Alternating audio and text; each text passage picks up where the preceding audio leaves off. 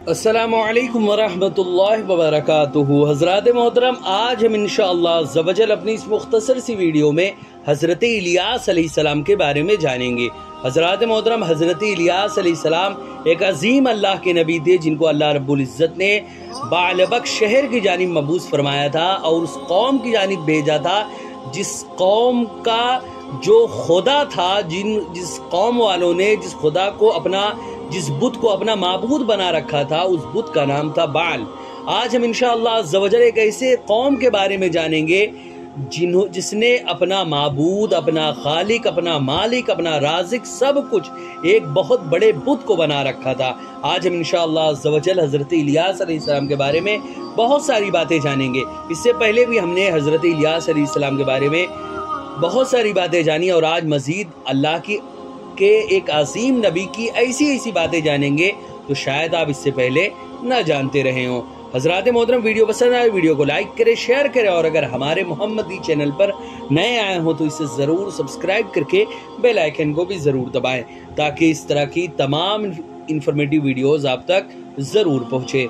हज़रात मोहतरम, हज़रत इलियास अलैहिस्सलाम को अल्लाह रब्बुल इज़्ज़त ने इनके बारे में कुरान मुक़द्दस में वाज़े लफ्ज़ों में इरशाद फरमाया कि बेशक इलियास अलैहिस्सलाम पैगंबरों में से हैं।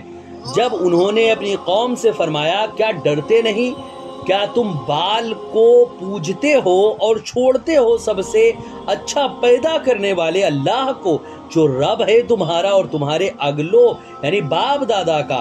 फिर उन्होंने उसे झुठलाया तो वो जरूर पकड़े जाएंगे मगर अल्लाह ताला के चुने हुए बंदे, और हमने पिछलों में उसकी सना बाकी रखी। सलाम हो इलियास अलैहिस्सलाम और उनके साथ ईमान लाने वालों पर। बेशक हम ऐसा ही सिला देते हैं नेकों को, बेशक वो हमारे आला दर्जा के कामिल ईमान वाले बंदों में से हैं। हज़रात मोहतरम, हज़रत इलियास अलैहिस्सलाम अल्लाह के नबी हैं और मूसा अलैहिस्सलाम के भाई हज़रत हारून अलैहिस्सलाम की औलाद में से हैं।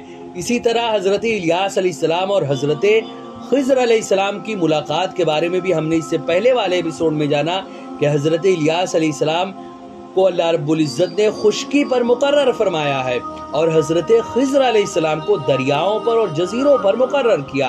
हर साल हज के मौके पर इन दोनों की मुलाकात हुआ करती है। हज़रात मोहतरम, इसी तरह हमारे आका सल्लल्लाहु अलैहि वसल्लम से जब हज़रत इलियास अलैहिस्सलाम की मुलाकात हुई उसका भी हमने इससे पहले जाना, उस बारे में भी कि एक सफ़र के दौरान उनकी मुलाकात हमारे आका सल्लल्लाहु अलैहि वसल्लम से हुई।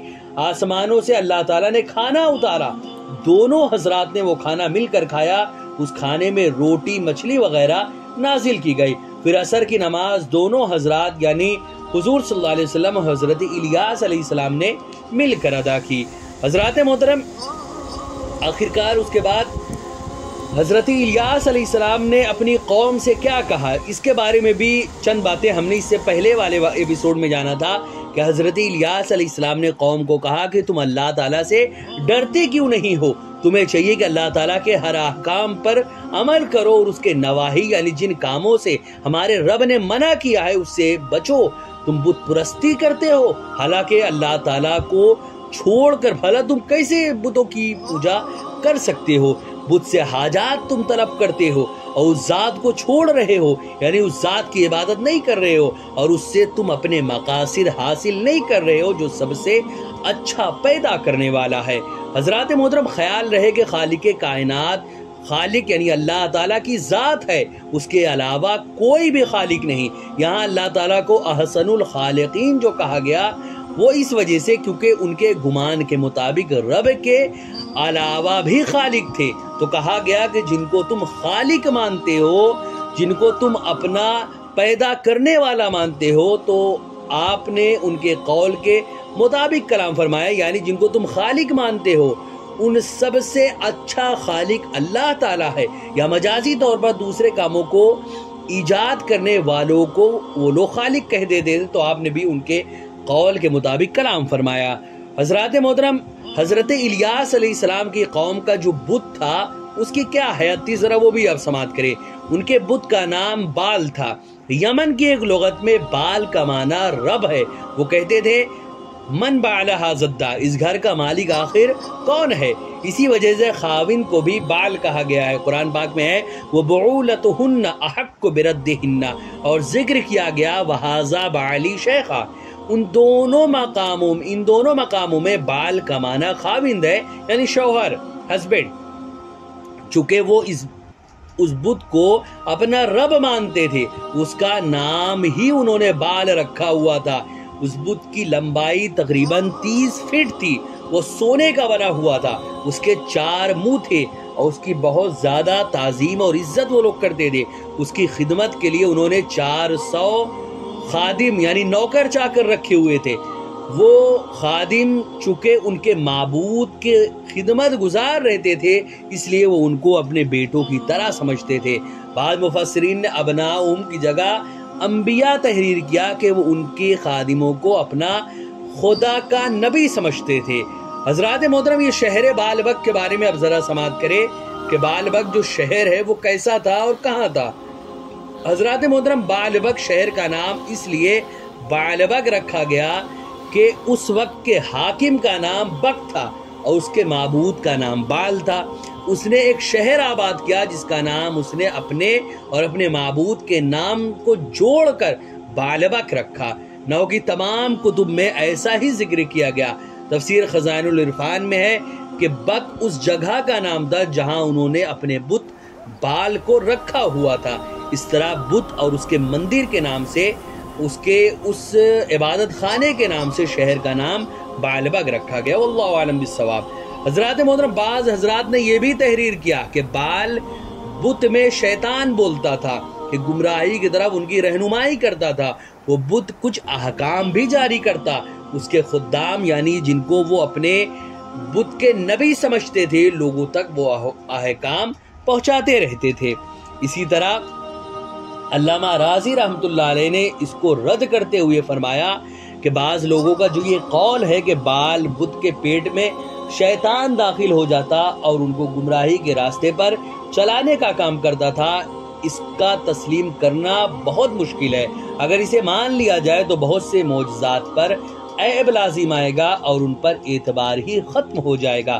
نبی کریم صلی اللہ علیہ وسلم کے معجزات میں ان معجزات کو بھی بیان کیا گیا کہ آپ سے بھیڑیے نے کلام کیا، آپ صلی اللہ علیہ وسلم سے اونٹ نے کلام کیا. آپ نے جب منبر بنوا لیا تو جس ستون سے آپ پہلے سہارا لگا کر خطبہ دیا کرتے تھے وہ رونے لگا. آپ نے اسے تسلی دی. اگر یہ مان لیا جائے کہ شیطان جسموں میں داخل ہو کر کلام کرتا ہے تو یہ احتمال جو ہے وہ بھیڑیے اور اونٹ اور کھجور کے ترے یعنی اس رونے والے ستون میں بھی قائم ہوگا کہ معاذ اللہ ان میں بھی شیطان نے داخل ہو کر کلام کیا ہوگا. اس طرح تو معجزات پر اعتبار ہی اڑ جائے گا. حضرات محترم، علامہ رازی کی اس بحث سے یہ واضح ہو گیا کہ یہ قول ہی باطل ہے سراپا کہ بال کے پیٹ میں شیطان داخل ہو کر کلام کرتا تھا. خیال رہے کہ یہاں پر فقط ذبوحوا فإنہم لمحضرون، تو انہوں نے اس کی تکذیب کی، پس بے شک وہ پکڑے جائیں گے. میں اخروی عذاب کا ذکر ہے. اسی طرح اس کے بعد الا عباد اللہ المخلصین، مگر اللہ تعالیٰ کے چنے ہوئے بندے میں استثناء بھی اسی اخروی عذاب سے ہے. حضرات محترم، دنیا میں قوم الیاس کی تباہی اور آپ پر ایمان لانے والوں کی نجات کا ذکر معتبر تفاسیر میں نظر نہیں آ سکا. اعلیٰ حضرت مولانا احمد رضا خان فاضلی بریلوی رحمۃ اللہ علیہ کا ترجمہ بھی یہی ظاہر کر رہا ہے کہ سلام علی الیاسین کا ترجمہ اعلیٰ حضرت نے کیا کہ سلام و الیاس علیہ السلام پر. اس میں ایک قول یہ کہ آپ کے ساتھ ایمان لانے والوں پر بھی سلام ہو.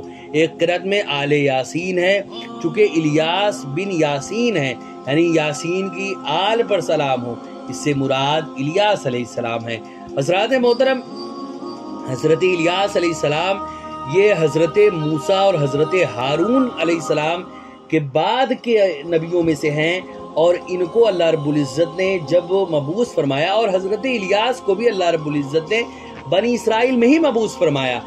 وہ بنی اسرائیل جن کے بارے میں روز روشن کے جیسے آیا تھا کہ یہ لوگ سراپا گنہگار اور سراپا اللہ رب العزت کی فرما برداری کے خلاف کام کرنے والے ہیں، ہمہ وقت جو ایسے کاموں میں مشغول رہتے ہیں جس سے اللہ رب العزت نے ہمیشہ منع کیا۔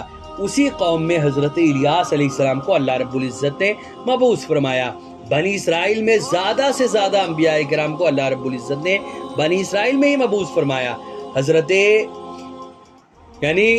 موسیٰ علیہ السلام اور حضرت یوسف علیہ السلام، بلکہ حضرت یعقوب علیہ السلام سے لے کر حضرت عیسیٰ علیہ السلام تک جتنے بھی انبیاء کرام تشریف لائے وہ سارے کے سارے بنی اسرائیل میں ہی مبعوث کیے گئے، کیونکہ حضرت یعقوب علیہ السلام کا جو لقب تھا وہ اسرائیل تھا۔ اسرائیل کا مطلب ہوتا ہے عبداللہ، اور بنی اسرائیل کا مطلب ہوتا ہے کہ عبداللہ کا بندہ، یعنی حضرت یعقوب علیہ السلام کی اولاد، اور حضرت یعقوب علیہ السلام کی اولاد میں سے ہی بعد میں حضرت موسیٰ علیہ السلام ہوئے، اور حضرت موسیٰ علیہ السلام کے زمانے میں بنی اسرائیل کو یہودی کے نام سے جانا گیا، کیونکہ انہوں نے اللہ رب العزت کی نافرمانی کی۔ ایک قول تو یہ ہے کہ یہودی ان کو دو وجہ سے کہا جاتا ہے، ایک تو یہ کہ وہ اللہ رب العزت کی نافرمانی کرنے کے بعد جب وہ لوٹے تھے اللہ رب العزت کی جانب، توبہ کیے تھے، اس لیے ان کو یہودی کہا جانے لگا۔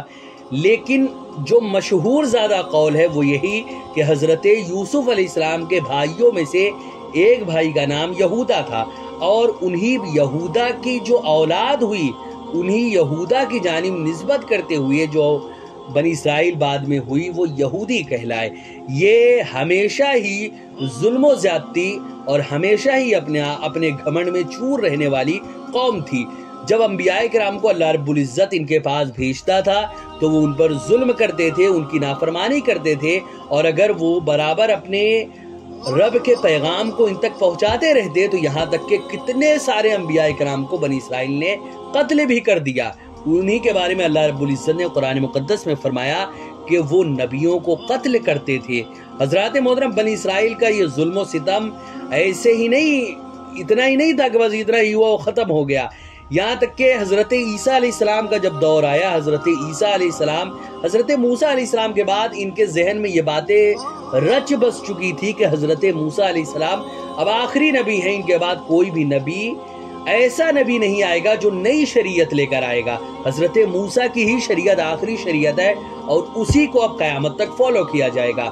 یہ باتیں بنی اسرائیل اور یہودیوں کے ذہن و دماغ میں بیٹھی ہوئی تھی، لیکن جب حضرت عیسیٰ علیہ السلام آئے وہ بھی بنی اسرائیل میں ہی آئے تھے، لیکن جب ان پر اللہ رب العزت نے انجیل جیسی عظیم کتاب کو نازل فرمایا جو کہ ایک نئی شریعت تھی، نیا قانون تھا، اور اس میں بہت سارے احکام جو توریت میں تھے انجیل میں ان تمام کے تمام کتابوں کو، ان تمام کے تمام باتوں میں سے بہت ساری باتوں کو انجیل نے منسوخ کر دیا تھا، تو انہوں نے ان باتوں کو ماننے سے انکار کر دیا اور حضرت عیسیٰ علیہ السلام کا ہی انکار کر دیا کہ یہ کوئی نبی ہیں، بلکہ ظلم بالائے ظلم تو یہ کیا کہ اتنا حضرت عیسیٰ علیہ السلام پر ظلم کیا کہ ان کے جان کے دشمن بن گئے اور ان کو مارنے کے لیے ان کے گھر تک پہنچ گئے، کہ عین وقت پر اللہ رب العزت کا کرم ہوا اور اللہ رب العزت نے ان کو آسمان پر اٹھا لیا، اور جو سپاہی ان کو اندر پکڑنے گیا تھا حضرت عیسیٰ علیہ السلام کی شکل کو اس سپاہی کو بنا دیا، یعنی حضرت عیسیٰ علیہ السلام جیسے دکھتے تھے اس سپاہی کی شکل کو ویسے ہی بنا دیا، صرف شکل کو، باقی پوری بدن اسی سپاہی کی تھی۔ تو لوگوں کو لگا کہ یہی عیسیٰ ہے اور بھیس بدل کر یہاں سے بھاگنے کی کوشش کر رہے ہیں۔ اس سپاہی کو لوگوں نے پکڑ کر سولی پر چڑھا دیا، جو کہ آج تک عیسائی مانتے ہیں کہ حضرت عیسیٰ علیہ السلام کو سولی پر چڑھایا گیا، سولی پہ سچ میں چڑھایا گیا تھا، لیکن یہ اس سپاہی کو چڑھایا گیا تھا جس کو حضرت عیسیٰ علیہ السلام کی شکل میں بدلا گیا تھا۔ اللہ رب العزت نے حضرت عیسیٰ علیہ السلام کو آسمان پر اٹھا لیا، اور حضرت عیسیٰ علیہ السلام آج بھی زندہ ہیں، اور آج بھی وہ ویسے ہی زندہ ہیں جیسے پہلے تھے، یعنی 35-36 سال کی عمر میں ان کو اٹھایا گیا تھا۔ قیامت کے قریب وہ پھر اس دنیا میں آئیں گے اور حضرت مہدی کے ساتھ پوری دنیا میں اسلام کا ایک نئی شریعت، نیا قانون لے کر نہیں آئیں گے، بلکہ امت محمدیہ یعنی محمد صلی اللہ علیہ وسلم کی امت کے امتی بن کر آئیں گے، اور حضور صلی اللہ علیہ وسلم کی شریعت اور حضور کے قانون کو پوری دنیا میں عام کریں گے۔ اور اس کے بعد حضرت عیسیٰ علیہ السلام کی وفات ہوگی، ان کی اولاد بھی ہوگی، پھر اس کے بعد ان کی وفات ہو جائے گی۔ حضرات محترم یہودیوں کا ظلم و زیادتی وہیں پہ نہیں ختم ہوا، ان کے بعد چونکہ توریت میں یہ لکھا ہوا تھا، ساری کتابوں میں یہ لکھا ہوا تھا کہ آخری زمانے میں یعنی ایک ایسا نبی آنے والا ہے جو ایسا ہوگا جو سارے کے سارے نبیوں کا سردار ہوگا، اور ایسا وہ ہوگا کہ جس یعنی مشرق سے لے کر مغرب تک ساری دنیا اس کے قدموں میں جھک جائے گی۔ زیادہ تر انبیاء کرام بنی اسرائیل میں آتے تھے، تو بنی اسرائیل نے یہ سمجھ لیا کہ یہ آنے والا نبی بھی ہماری ہی قوم میں آئے گا، ہماری ہی خاندان میں آئے گا، تو انہوں نے یہی سمجھ لیا اور اپنے خاندان میں انتظار کرتے رہے۔ لیکن اللہ تعالیٰ نے جب ان کو بنی اسماعیل میں یعنی حضرت اسماعیل کے اولاد میں جب بھیج دیا تو اس سے ان کو بڑی چڑ ہوئی، اور چڑ ہونے کی وجہ سے وہ حضور صلی اللہ علیہ وسلم کے دشمن بن گئے۔